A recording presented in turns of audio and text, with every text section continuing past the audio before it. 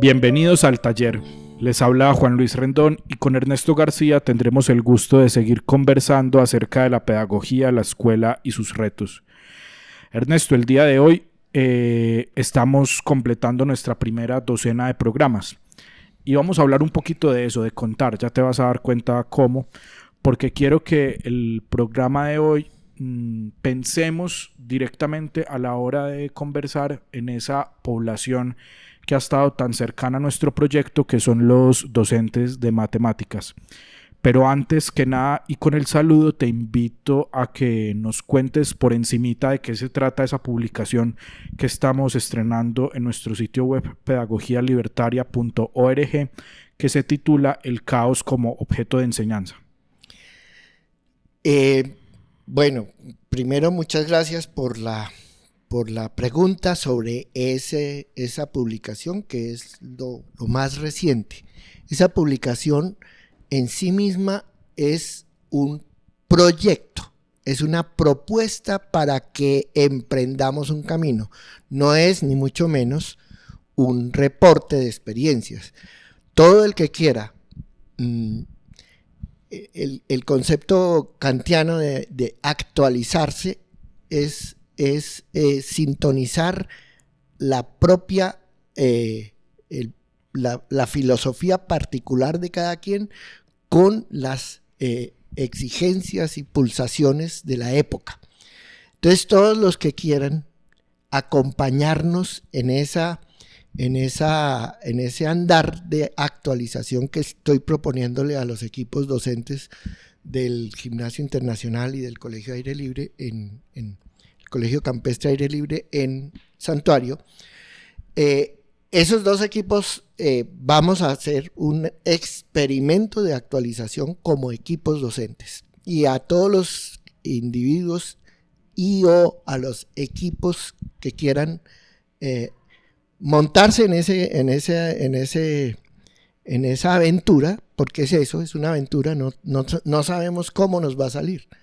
Es como cuando zarpa una nave del puerto, es una aventura. Cada viaje es una aventura. Así haya mapas, así haya todo eso, que es lo que es ese texto es un mapa para emprender una aventura de autoformación de maestros en la línea de actualizarnos al problema de la posverdad. Esperemos que muchos de nuestros oyentes se dejen provocar por esta invitación y bueno, entremos en materia. Porque hoy quiero que hablemos de la tecnología, pero en un sentido amplio. O sea, no quiero que nos vamos al debate que está de moda y que es vigente sobre si dispositivos digitales sí o no en el aula, que eso sería otro tema y otra conversación, sino que quiero que conversemos sobre el espacio de la tecnología en el aula, pero en un sentido amplio, y entonces pensemos en herramientas tales como el ábaco, la regla, el compás, etcétera, que no dejan de ser tecnología, y que yo me pregunto si cabe la misma duda que se cierne sobre la tecnología digital, es decir, bajo qué condiciones los objetos técnicos deben incorporarse a las actividades de aula. Para empezar, tú ya sabes mi primera respuesta. Todo tiempo futuro es un desafío. Y no acepto en absoluto, todo tiempo pasado fue mejor. Pero ya en concreto y en particular, y más aún desde la perspectiva del contar, que es un hecho trascendental en la construcción de la razón y de la inteligencia. Fíjense que logos en griego quiere decir cuenta y razón. Cuenta en el sentido de contar 1, 2, 3, 4 y razón en el sentido de poner 4 sobre 2 o 2 sobre 1 o 1 sobre 2. Cuenta y razón es logos en griego. En griego logos no era logos, era cuenta y razón. Bien, pero esos son elementos que todo maestro debería haber meditado profundamente en su formación primaria, en su formación básica. Sin embargo, por mi experiencia, sé que el 99.9% de los maestros jóvenes o viejos o más mayorcitos nunca han meditado eso. De todas maneras, en el tiempo en que yo me formé, que tuve el privilegio de haber sido formado por el profesor Federici a ese respecto de eso. Yo asistí con él a un curso que él dictó de ascenso en el escalafón, cuando yo tenía 20 años, una cosa así. Y en ese curso, Federici nos enseñó tantas cosas que ya es imposible decir. Literalmente ahí, Federici me formó como maestro investigador sobre todo, que es una de las consignas que me enseñó, que aprendí y que luego verifiqué día por día en mi práctica como maestro. Nos enseñó a Federici que Piaget había descubierto y demostrado que el hombre es matemática encarnada. Y ese es el primer aspecto del logos, del cuenta y razón. Porque toda la estructuración del pensar que no viene con el genoma, bueno, el genoma viene con la epigénesis de la razón, pero el pensar no aparece sino después. ¿Después de qué? Después de la lengua, y en la lengua, concretamente de la adquisición de la lengua, con Lorenzer lo dice, la inserción en la comunidad lingüística, ¿cómo se llama? Bueno, después de la introducción en el lenguaje, lo primero que aparece como introducción en el lenguaje es el contar. Es ese concepto, Ernesto, para que de pronto nuestros oyentes lo puedan rastrear en la obra de Lorenzer, de la situación introductoria del lenguaje. Sí, ¿O va por otro? Sí, o sea, Lorenzer no dice aprender a hablar, ni aprender el lenguaje, ni aprender la lengua. Él dice situación introductoria del lenguaje. O sea, el proceso de sacar de adentro de sí la lengua materna, que es lo que pasa en ese proceso, es lo que él llama situación introductoria del lenguaje. Cuando ya el niño se suelta a hablar, entonces está introducido en la comunidad lingüística. Y ese es el concepto. Pero volvamos aquí al contar. Entonces, efectivamente, el argumento de Piaget, según me lo enseñó Federici, y luego yo también lo leí en Piaget mismo, es lo primero que todo ser humano, incluso los seres humanos que tienen déficit estructural de lenguaje, lo primero que construyen es el número natural en sus 10 dedos. En sus 10 dedos. Y claro, mencionaste el abaco, mencionaste todo, y hace unos días, no sé si fue la semana pasada o la anterior, estuvimos discutiendo el impacto de la tecnología, de las tecnologías de la palabra. Todos los instrumentos que el hombre ha ido desarrollando para construir a partir del número natural, que es el dígito, construir el número, los reales, que son infinitos. Pero el número natural son 10, que es el dígito. Pero la serie de los números naturales, pero en general toda la serie de los números son infinitos. Y esa tecnología que el hombre, a partir de la apropiación de sus 10 dedos, ha desarrollado desde sí. Ojo, la tecnología no es un asunto que viene de afuera, sino que también el ser humano, pues es que aquí estamos mezclando temas muy hondos, pero vámonos ahí. El ábaco, ¿qué es el ábaco?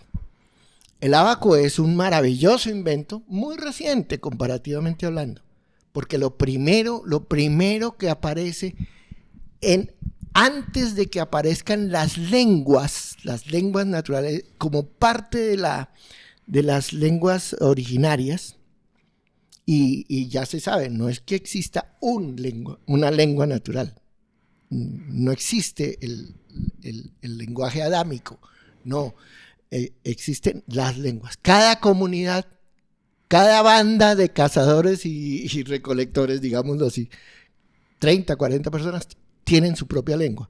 Y en todas las lenguas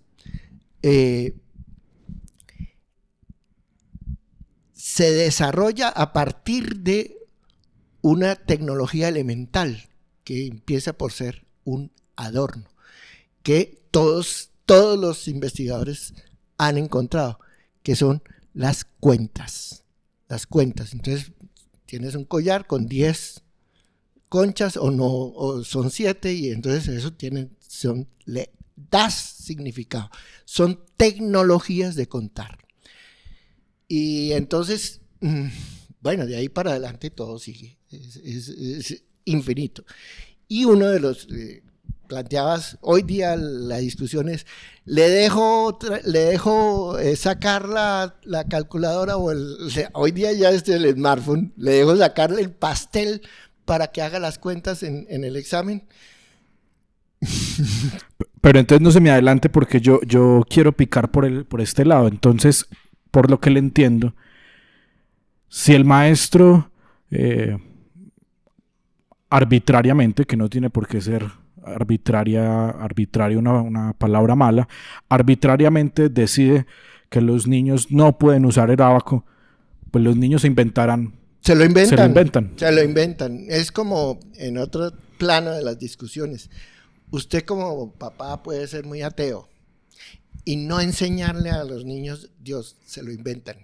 Todos lo necesitan. Hasta un cierto momento de su desarrollo. Igual que el ábaco. El ábaco también tiene destino de dejarse. Pero me voy a meter por el lado del arbitrio del maestro. Porque decías que nuestro público tiene un tinte muy de maestros de matemáticas. Pero lo decíamos también respecto de los maestros de música. ¿Sí? Y es que todos los maestros, todos y sobre todo la maestra de primeras letras o incluso hoy día la maestra de párvulos, de bebés, cuando todavía no hay letras, todos somos maestros de matemáticas, por lo que estamos diciendo, porque cualquier mamá que nos esté oyendo y todos los que son maestros pueden verificar y certificar. La madre naturalmente, cuando está con su bebé a los 2 años o antes, porque ya a los 2 años ya salió a correr, pero antes, la madre cuando lo lleva en brazos y tiene que, por cualquier razón, subir una escalera no mecánica, sino una escalera de las antiguas, le va contando los escalones. No es que la madre quiera que el niño aprenda precozmente el número natural o el número real. No. Es parte de su juego de día madre-hijo. Es acompasar los pulsos de la vida con la capacidad de contarlos. Porque esta pregunta, Ernesto, que traigo para hoy tiene un origen muy concreto, y es que esta semana me puse a reflexionar sobre mis observaciones por ahí en las escuelas a las que tengo ocasión de asistir, y no es extraño encontrar que el maestro que le rinde culto al abaco es el más resistente a incluir el smartphone, por ejemplo, en la clase. Entonces, pues ya esta sí era la pregunta real, la que estaba en mi corazón, digamos, y es si esa actitud no es un poquito contradictoria de cierta manera. Yo no sé si es contradictoria, lo que sí sé es que es fetichista. Es cierto, muchas maestras y muchos maestros en las etapas de primaria, como los niños disfrutan tanto y gozan tanto de la experiencia del abaco cuando está bien introducida en el aula, lo convierten en un objeto mágico, en un fetiche. Yo no sé, pues yo gocé mucho, hace muchos años en mi vida, gocé mucho jugando con los enanos en el abaco. Y esos enanos son, pues, para ellos. Y ojo, que tengan en cuenta los oyentes lo siguiente. Yo jugué abaco con mis enanos en el consultorio de problemas de aprendizaje.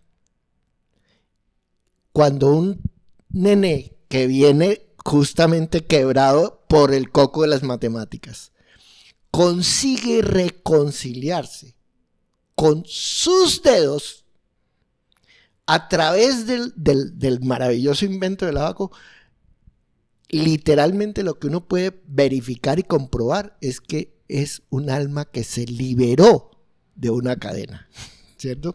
Pero de ahí no hay que volver la cosa en fetiche, porque entonces se le convierte al propio maestro en cadena para sí. Lo que pasa es que es muy fácil, o sea, caigo aquí en la tentación de contar mi propia experiencia con el abaco.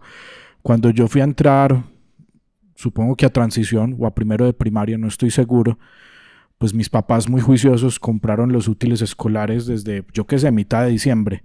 Y entonces yo veía ese abaco ahí puesto por ahí un mes, y eso me fue generando a mí un deseo de ese montón de pepitas y esas varitas y eso qué será. Pues a mí eso se me fue convirtiendo en un misterio que sí es un objeto que termina siendo muy, muy atractivo. Pues, o sea, al respecto del asunto del fetichismo. No hay que fetichizarlo. Exacto, pero es fácil, sí fácilmente no ocurre. Funciona. El abaco por sí solo no funciona. Funciona en un contexto en el que, por ejemplo, según tu testimonio, mis papás me compraron mis útiles escolares cuando yo iba a entrar a la escuela. Entonces es todo un desafío psicológico, más que psicológico, emocional para ti, para el nene que recibe el amor de sus padres en los útiles que le compran en medio de la fiesta. Es que usted ya va para la escuela, ya va a entrar a la escuela y esto es todo lo que van a aprender allá. Sí, eso lo entiendo, pero vuelve y aparece una cosa que cuando estuvimos hablando de los contenidos clásicos y los contenidos caducos hace ya como mes y medio, quedó enunciada y vuelvo a quedar como con esa insatisfacción, y es que yo como que percibo que sí es cierto que hay algunos objetos abstractos, ¿cierto? O tangibles como el ábaco, que son como más propensos a convertirse en objeto de culto en el aula, ¿cierto? Pues está el ábaco, pero está, por ejemplo, el teorema de Pitágoras, pero pienso en una obra como Platero y yo, por decir, o sea, así de amplio es. Es como que hay unos objetos... El teorema de Pitágoras es solo una partecita respecto a este asunto de los objetos tecnológicos. Es solo una partecita de una pasión mucho más hermosa, de un objeto de enseñanza mucho más grande que son los sólidos platónicos. Entonces, bueno, pero ¿a dónde vamos? Sí, claro, todos los objetos de enseñanza son susceptibles de convertirse en, o mejor dicho, el maestro los prepara para que se conviertan de Crowley lo llamaba centros de interés, en atractores del interés infantil. Bien, antes de despedirnos, quiero volverlos a invitar a visitar nuestro sitio web, pedagogialibertaria.org. El enlace está disponible en la descripción del video para el caso de YouTube. En Spotify, si no, se los podemos dejar ahí, les toca transcribir la dirección, porque allí, además del documento El caos como objeto de enseñanza, que Ernesto les presentó con mucha contundencia al principio, podrán encontrar muchas otras cosas conexas a nuestras actividades y que queremos que se vayan convirtiendo en nuestro aporte al gran debate por la enseñanza en los tiempos que discurren, en los tiempos de la posverdad. Para concluir entonces, quiero mencionar a Johnny, a Jairo, a Claudia y a todos los nuevos suscriptores de nuestro canal. Nos alegra mucho que se vayan sumando a este espacio. Los esperamos el próximo martes en este taller con una nueva pregunta para labrar.